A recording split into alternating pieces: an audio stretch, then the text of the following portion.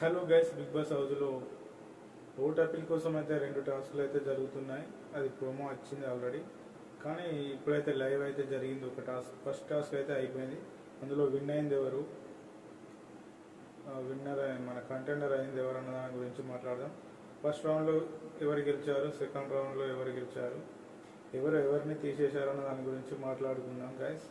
ఈ వీడియో చివరి వరకు చూడండి.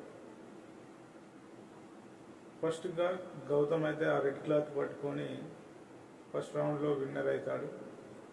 ఫస్ట్ వచ్చేసి నబీల్ని తీసేస్తాడు. సెకండ్ రౌండ్లో కూడా గౌతమే పట్టుకుంటాడు, ప్రేరణని తీసేస్తాడు. మూడో రౌండ్లో కూడా గౌతమే పట్టుకుంటాడు,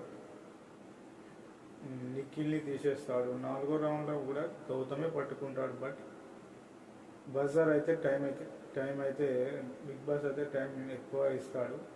బజార్ టైం ఎక్కువ ఇవ్వడం ద్వారా రోహిణి అయితే గౌతమ్ చేతి నుండి అయితే లాక్కుంటుంది. రోహిణి గౌతమ్ని తీసేస్తుంది గైస్.